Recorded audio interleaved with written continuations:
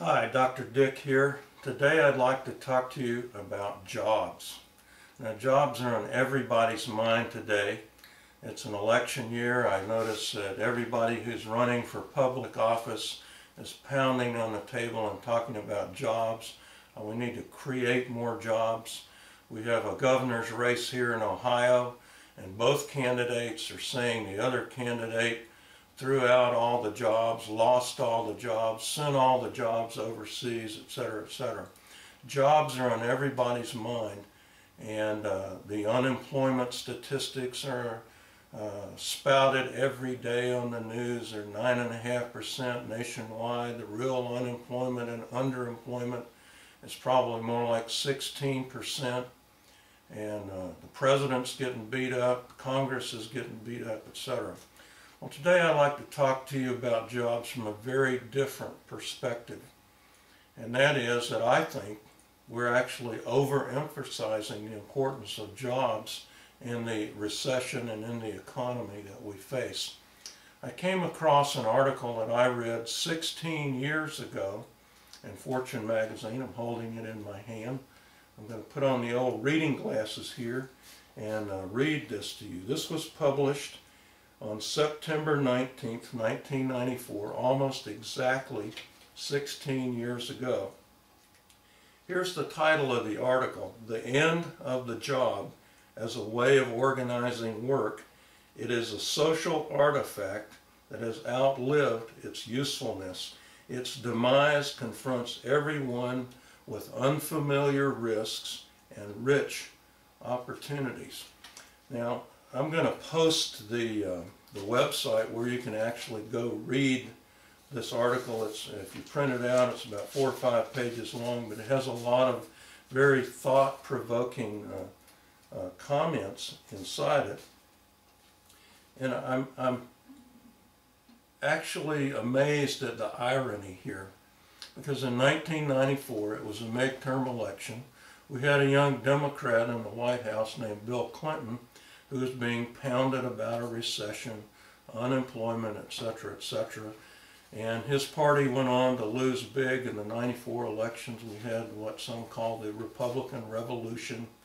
And actually, Bill Clinton's presidency was made better because he had a bipartisan government, the economy did better, etc.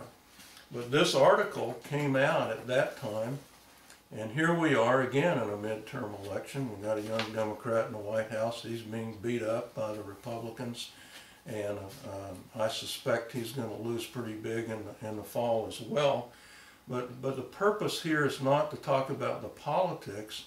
It's the irony that 16 years later, we're still where we were in 1994. We're still talking about jobs as a measure of how vibrant and how successful our economy is. And why is that? It's because we as Americans, and probably in the entire Western world, so Western Europe, perhaps Australia, Canada, etc., have become addicted to the concept of jobs. And as this article points out, jobs weren't even commonplace until the Industrial Revolution came upon us. And then we began to see jobs as a very important, as they call it, social artifact. Now, what does that mean exactly? It means that people define themselves, their time, their income, all their benefits, health benefits, life insurance, all of that is tied up in this social contract we have called a job with some enterprise, some industrial enterprise, or in some cases a public enterprise like the government. But we think if we don't have a job, then we have no income. And that's simply not true. I have many friends who've been laid off who are making in the high 5-figure incomes, in other words, just short of $100,000 a year. A number of others who are making well over $100,000 a year who have lost jobs, and they're frantically searching for another job. Maybe another job isn't what they need to be searching for. Maybe they need to be taking stock and saying, what is it that I know that I can market? Okay. After some 45 years in a particular industry that I was in, I'm learning that I have multiple skills that I can market as a consultant. Now that's not my long-term goal, but everybody has skills that they've developed, that they are developing, whether those skills came from experience or education or on-the-job training or whatever. And the whole point here is that the economy is not what it was even 16 years ago. It's certainly not what it was 20 or 30 years ago. It's a very different animal. In this economy, maybe jobs are extinct. Maybe it doesn't matter anymore. Maybe what everybody needs to learn is how to market themselves, as we did in the old days. If you knew how to, say, make leather goods, then you went to the farmer and you took his hides and you made leather goods, and you bartered with him. Maybe he gave you some eggs or some meat or some grain or something in return for your skills. Well, of course, in the internet age, the bartering place, the bargaining place, the marketplace is the web.